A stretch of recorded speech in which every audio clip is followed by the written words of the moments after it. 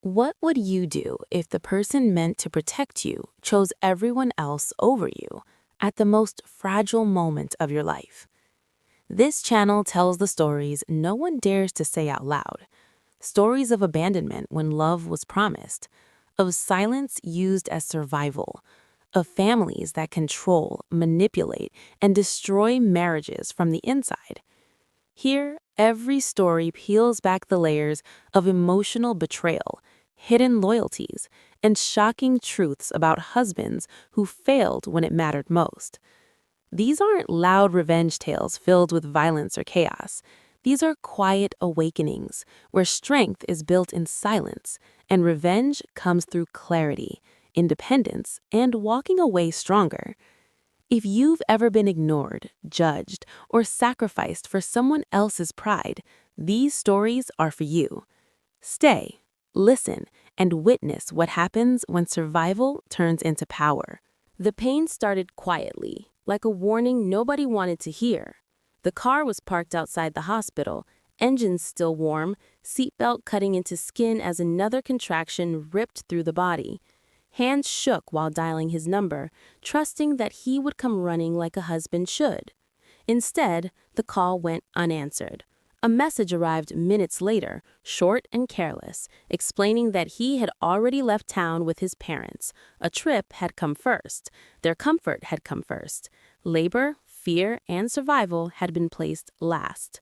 That moment exposed a truth buried deep inside the marriage. This wasn't panic or confusion.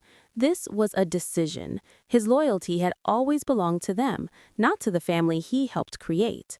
The car became a cage, each wave of pain revealing memories once ignored, missed anniversaries blamed on family dinners, private arguments reported back to his mother, choices never made without permission.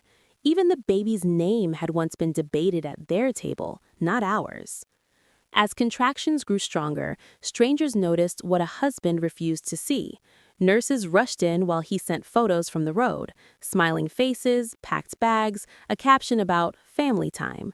There was no shame in his absence, only pride.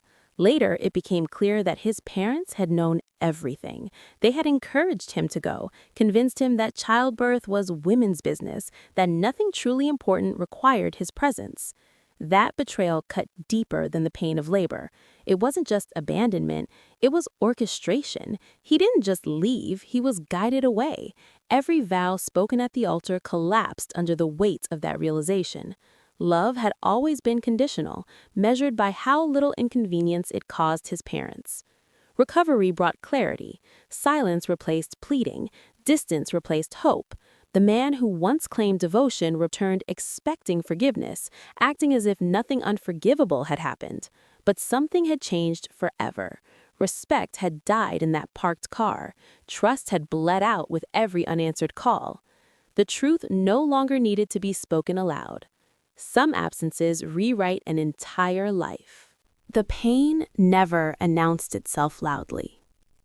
It settled in quietly, becoming part of daily life, hidden behind routine smiles and forced calm. Nights were spent awake, staring at the ceiling, replaying conversations that never happened and apologies that never came. Silence became a survival skill. Complaints were swallowed because expressing hurt always led to the same response: dismissal wrapped in logic, excuses dressed as responsibility. Emotional abandonment didn't arrive suddenly. It unfolded slowly, disguised as busyness and obligation. Messages went unanswered for hours, sometimes days. Important moments were missed, then minimized. Every concern raised was redirected towards someone else's needs, usually his parents. Their opinions mattered more. Their comfort outweighed any pain experienced inside the marriage. Love was promised in words, but rationed in action. Truth surfaced in fragments. Late-night phone calls taken in another room, deleted messages discovered by accident, conversations overheard where private struggles were shared for entertainment, not concern. Intimacy had been replaced by convenience. The marriage functioned only when it demanded nothing from him. Support flowed one way, like a duty unpaid and unrecognized. The most shocking realization came quietly. This union had never been built on love. It was built on timing, expectation, and approval from his family. A suitable partner, a respectable image, a role filled neatly. Affection was performative, shown only when others were watching. Behind closed doors, indifference ruled. Needs were labeled dramatic.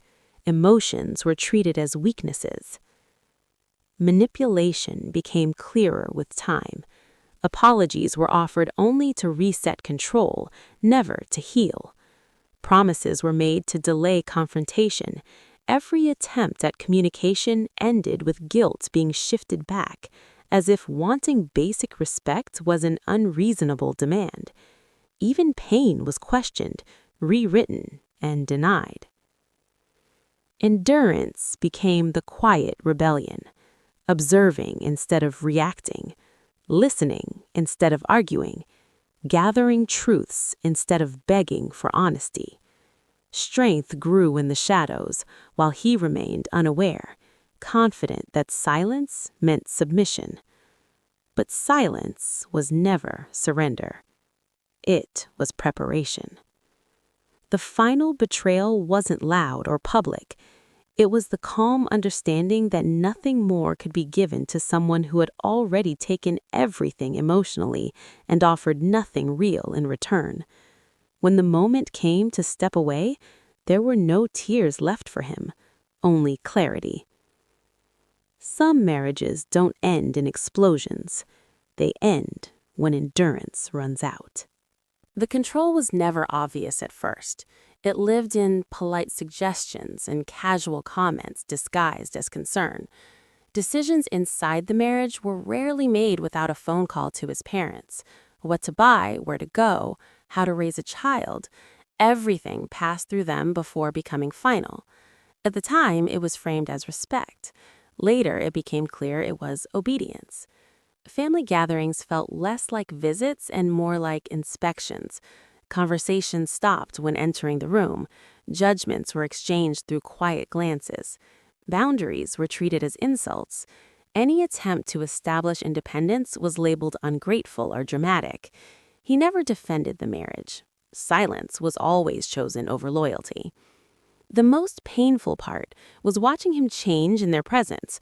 Confidence disappeared. Opinions shifted instantly. Promises made at home dissolved the moment his parents disagreed.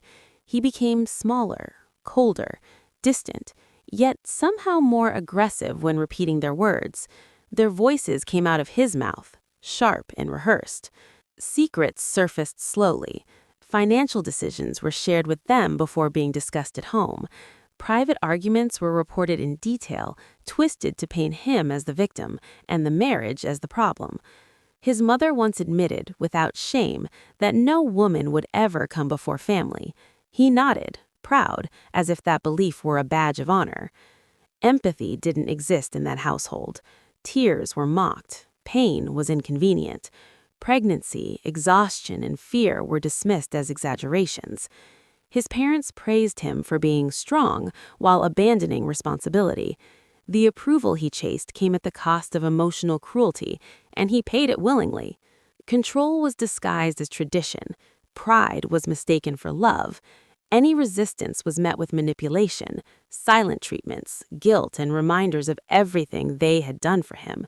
And he complied, every time. Watching that dynamic made one truth unavoidable. The marriage was never between two people. It was a performance staged for an audience that demanded dominance. The betrayal wasn't just his actions. It was the choice to let others dismantle the marriage piece by piece, to allow disrespect, to excuse neglect, to stand by while empathy was crushed and independence ridiculed. Walking away from that family meant breaking a system, not just ending a relationship. And systems hate being exposed. Revenge didn't arrive with shouting or chaos. It arrived quietly. in the still moments when everything finally made sense. The lies, the neglect, the calculated absences, none of it was accidental. Awareness replaced confusion, and that shift changed everything. No confrontation was needed when the truth stood so clearly on its own. Independence began in small ways, making decisions without asking permission, rebuilding confidence that had been slowly erased by constant dismissal, watching closely as he struggled with the absence of attention once freely given. Control had only worked when compliance existed. Without it, his certainty collapsed. Hidden betrayals became obvious in hindsight. The emotional distance wasn't exhaustion, it was choice. The charm shown in public masked indifference in private. Promises were never meant to be kept, only used to maintain access. Love had been transactional, offered only when it benefited him or protected his image with his parents. There was power in not reacting. No explanations were offered, no emotional labor wasted. While he searched for arguments to win, silence exposed his insecurity. While his parents whispered about loyalty and pride, independence spoke louder than defiance ever could. Their influence weakened when it stopped being acknowledged. The most shocking realization was how deeply he underestimated the strength he helped create. Every insult endured, every boundary crossed, every tear shed in private had built resilience. What he mistook for weakness was discipline. What he called patience was preparation. Clarity brought peace. The need for validation disappeared. His attempts to regain control, messages, apologies, sudden concern, arrived too late. They were no longer persuasive once patterns were recognized. Nothing destroys manipulation faster than awareness. Revenge wasn't destruction, it was growth, visible from a distance. Stability without him, confidence without permission, joy unconnected to his approval. Watching from the sidelines, he saw the life he believed would never exist without him continue, stronger and calmer than before. That was the moment regret finally reached him, not because of words spoken, but because of what could no longer be touched or taken. The loss became permanent when access was denied. Some people only understand value when it's gone forever. If this story resonated with you, if it felt personal, familiar, or painfully real, then you're not alone. Your support keeps these voices alive. Please like this video, subscribe to the channel, and turn on notifications so you never miss a story where truth is finally exposed and silence becomes strength. Your presence here matters more than you know.